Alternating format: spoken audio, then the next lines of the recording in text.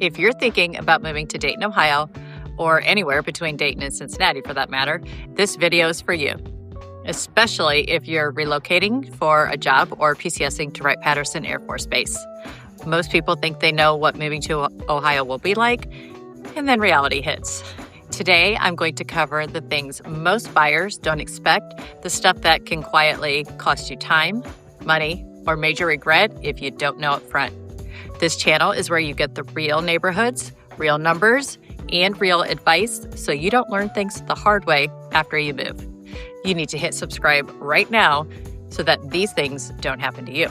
Hi, I'm Carrie Davis, a local real estate agent here in Springboro, Ohio. I help people relocate all over the Dayton metro, from military families to corporate moves, because when you're relocating, you don't get unlimited weekends to just see how it feels. This isn't a surface level welcome to Ohio video. This is the stuff that most people don't realize they need until after they move. First up, real estate prices. Expect a little bit of a learning curve here. So here's the thing about moving to a new area. Pricing almost always is the first shock you're going to experience. Sometimes it's a pleasant surprise, and sometimes not so much. Now, Dayton is generally more affordable than a lot of the metro areas out there, which is great news. But here's where things can get a little confusing. Property taxes vary a lot by county and city. And I'm talking a significant difference. So you've got Montgomery, Warren, Greene counties, just to name a few, and each one has a very different tax structure and different proration methods. And honestly, that can swing your monthly payment way more than you might expect. What this means is that two homes for the exact same price can end up having very different total costs when you factor everything in. So it's a shortcut here. Work with someone who actually understands these differences before you fall in love with a house. Trust me, it'll save you a lot of headaches down the road. The Midwest has its own personality, especially when it comes to homes. And here's what surprises most buyers when they first start looking around. Let's talk about the home styles first. Things are more traditional here. You're going to see brick ranches, 2 stories, bi-levels, tri-levels, historic homes, and newer subdivisions. It's less ultra-modern and more practical overall. Now, when it comes to sizes, you've got everything from small 1 to 2 bedroom homes all the way up to 10,000 plus square foot estates. There's really a wide range. Lot sizes are interesting too. You'll find everything from 0 lot line properties all the way to acreage. Most suburbs tend to hover around 0.2 to 0.4 acres, but getting a half acre or more is very doable if that's what you're looking for. As for landscaping, summers are green and lush, which is beautiful. But yes, winter is brown and gray. That's just real life here, and it's something to be prepared for. Interiors are a big mix. You'll see untouched homes from the 70s, beautifully preserved 100-year-old houses, and fully updated modern spaces. Sometimes they're all on the same street, and it keeps things interesting. And then there are some Ohio Midwest-specific considerations you need to know about. Basements are very common here. Radon testing matters, and you'll want to take that seriously. Septic and well systems pop up more than you expect, especially as you get outside the main city areas. And the heating source varies by area, natural gas versus electric versus propane. So that's something to ask about. Here's my honest advice. Trying to recreate your old house exactly as it is usually a mistake. The people who love it here the most are the ones who embrace what's a little different and let themselves appreciate the unique characteristics of what the area has to offer. Narrow your search early. Time is not on your side. When you're relocating, you don't get endless time to make decisions. That's just the reality of it. So here's a smart move that can save you a lot of stress. Pre-filter neighborhoods online before you even visit. I'm talking about using Street View, looking at maps, checking commute times, reviewing price ranges. Rule out the absolutely nots early so that when you actually arrive, you're focused on strong contenders instead of wasting time on areas that were never going to work anyway. You want to show up with a clear game plan, not trying to figure everything out in the moment. Check out my video, Top 10 Dayton Area Neighborhoods, for an in-depth look at the top areas in and around Dayton to help you zoom in on areas that you like best. Take advice carefully. Here's what's going to happen. Everyone is going to tell you where to live. And I mean everyone. Your coworkers, your friends, the barista at the local coffee shop, your cousin's friend who lived here once like 5 years ago. They all have opinions, and they're all going to share them with you. But here's the catch. Their perfect area might be completely wrong for your budget, your lifestyle, or your future plans. What works for them doesn't automatically work for you. So listen to what people have to say, absolutely, 100%. But don't outsource your decision to them. Instead, make your must-haves and your deal breakers first. Get clear on what you actually need, then filter all that advice through that lens. That way, you're staying in control of the decision instead of letting everyone else's preferences pull you in different directions. Think like a future seller, even if you're not one. Here's the reality. Most relocations aren't permanent. Even when they start out that way, life changes, jobs change, circumstances change. So resale matters, whether you think you're going to move again or not.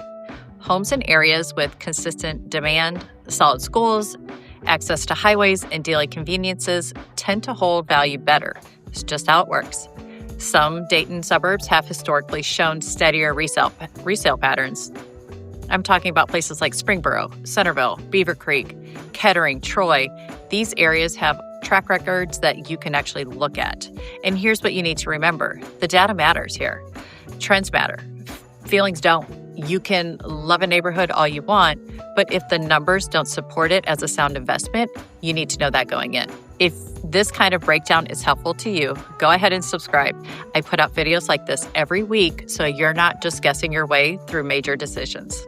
The good area question, what I can as an agent and what I can't say.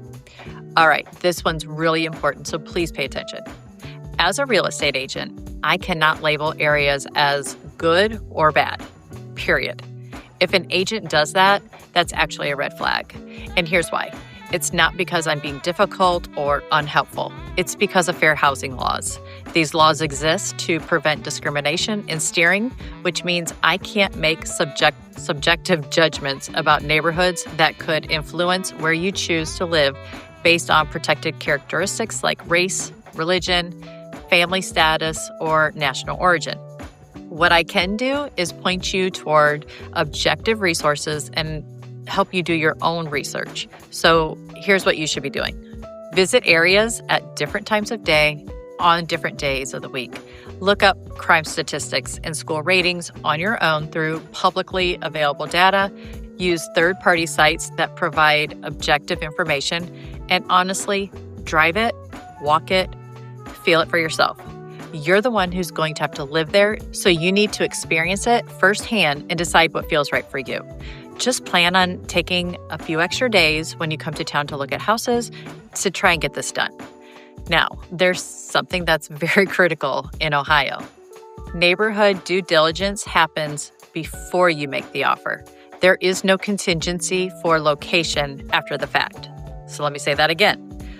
Once you're under contract, you can't back out just because you decided you don't like the area. Inspections, yep, you have those. Appraisals, those too. But neighborhood regret protection does not exist. Sorry. So do your homework up front, because once you sign that contract, you're committed to that location. Relocation package. 2 things you need to know. Let me talk about relocation packages just for a minute, because there are 2 critical things you need to understand. Number 1, you do not have to use their agent. Just because someone is on an approved list doesn't mean that they're the best fit for you.